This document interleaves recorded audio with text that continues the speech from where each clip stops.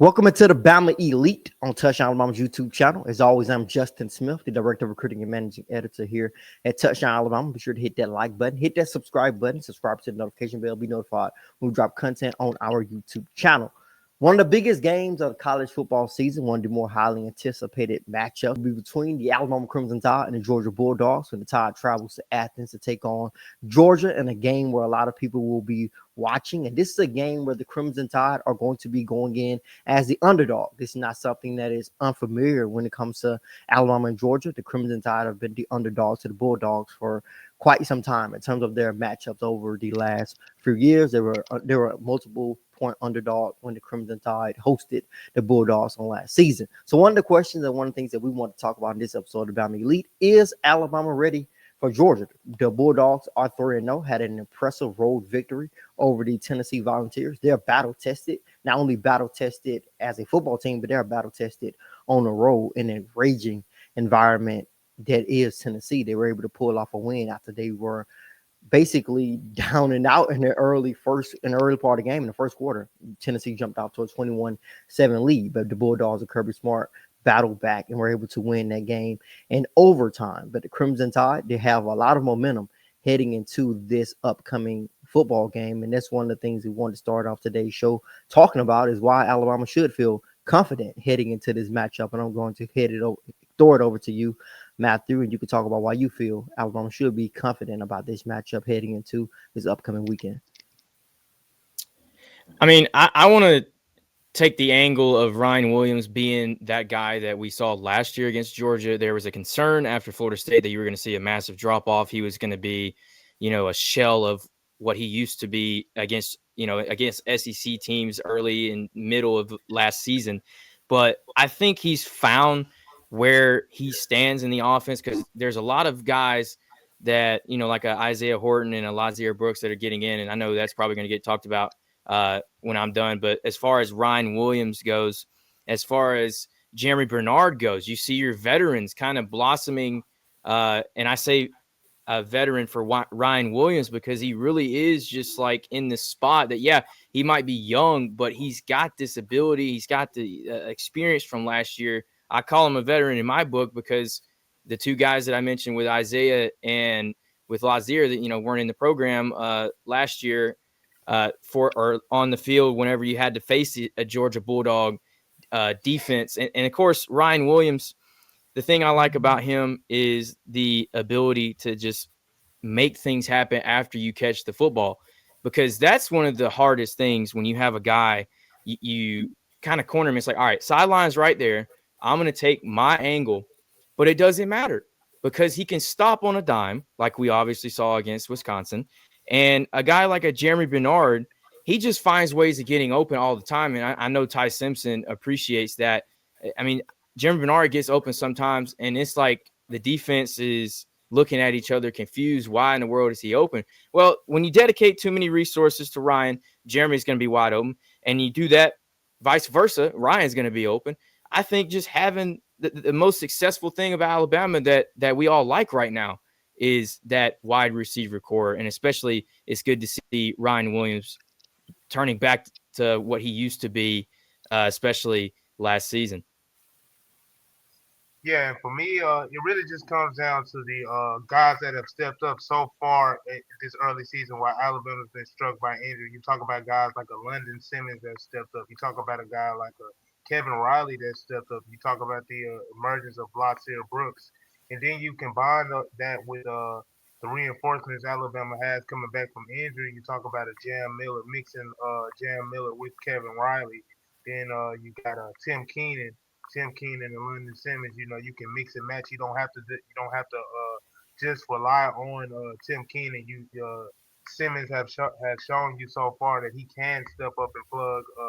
He can be a plug and pull type of player. So I really just the thing that I think Alabama has working in their favor going into Georgia, like I said, it's just players that just have already that have shown that they are willing to step up. They can step up, and then you got these reinforcements coming together. And I think you just put both of those together.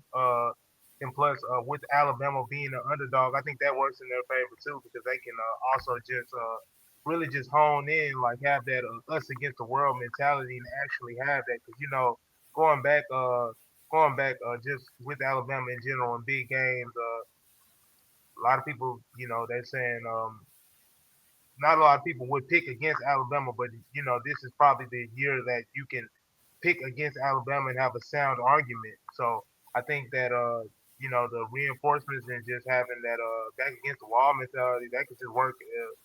That could work for them in many areas, different ways, and can do wonders for them. I think that that combination of things is good for Alabama going into Georgia.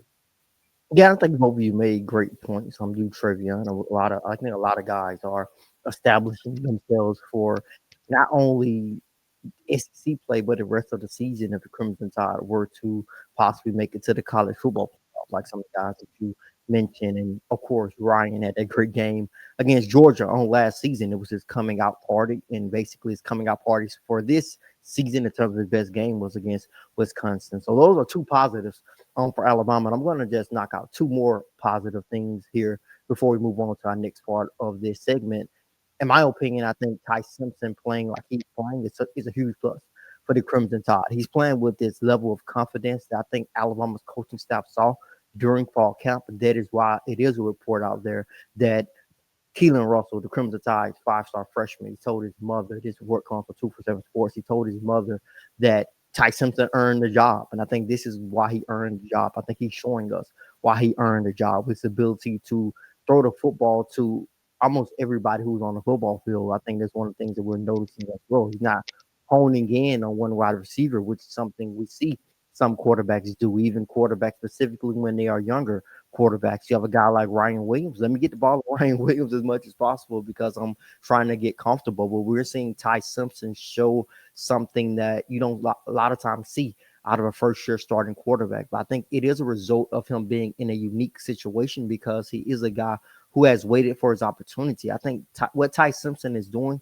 is good for college football because I think a lot of programs are going to look at it and be like, hey, we are looking at trying to start these freshmen or younger guys, but hey, these older guys who have stuck in one program, they are the best quarterbacks now in college football, whether they did stay or whether they transferred. Like guys like John Mateer at Oklahoma, guys like Diego Pavia at Vanderbilt. A lot of the older quarterbacks are playing a lot better than the younger quarterbacks, guys who we said were going to be really good. But it goes on both ways because you can look at Clemson and say, like, yo, we have an older quarterback, but it's not working. So it works both ways. But what Ty Simpson is doing, I think it could be really good for college football. But I think it's a huge plus for the Crimson Tide because he's playing really confident. Another thing is that Alabama's defense is flying all over the football field. I think that's something that is a plus for them, and I think it's a confidence booster. But if you look at Georgia, you look at ULM and Wisconsin, I think there's a gap in the amount of talent, at least, on those rosters on the offensive side of the football, which basically goes into the second part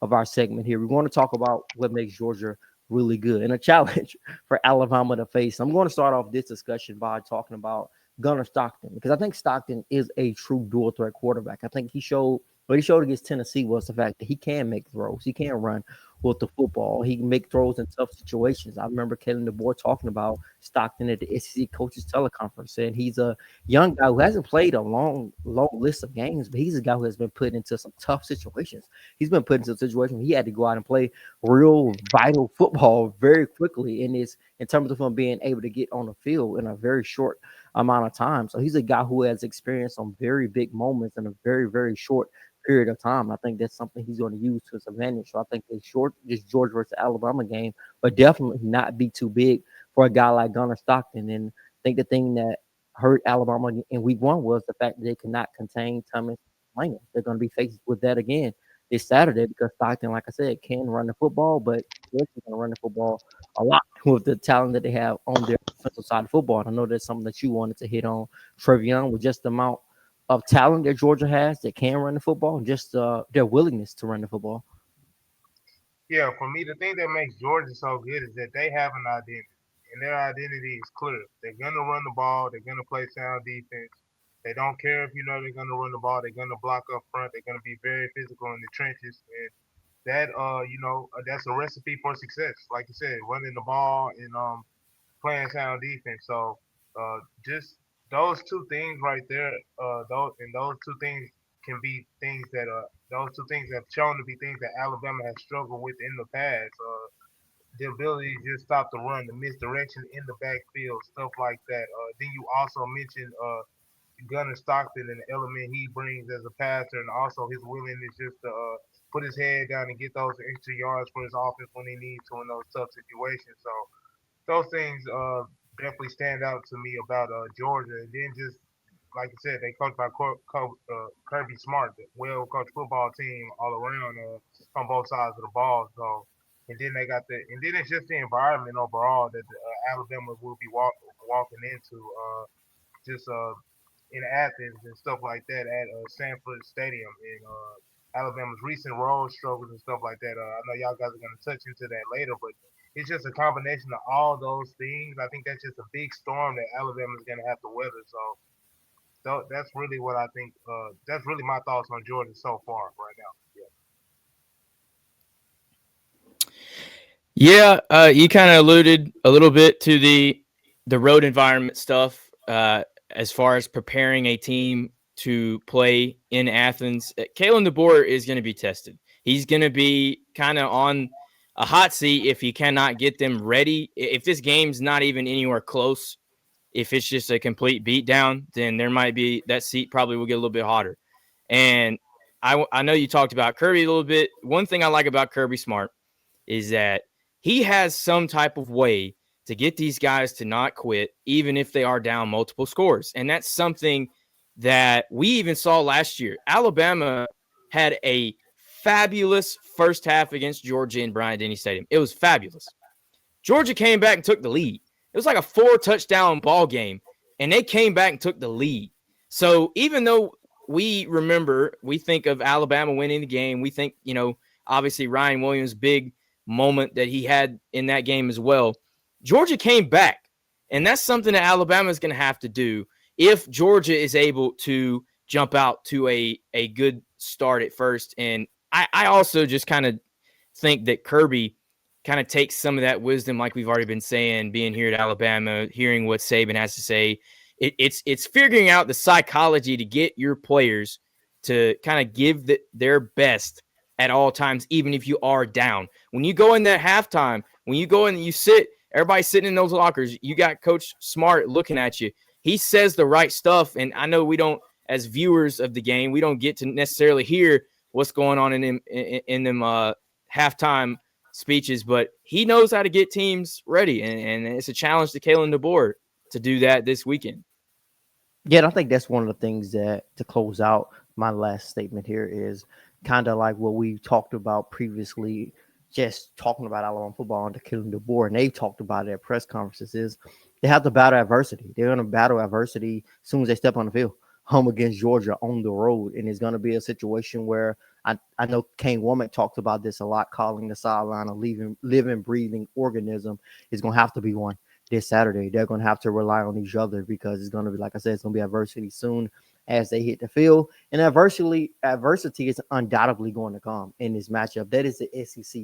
I remember watching the Auburn, Oklahoma game. That's kind of like what I was watching. I want to say it was Oklahoma took the lead late, and Hugh Freeze kind of like hung his head. But I was like, yo, Freeze, you're well aware it's SEC.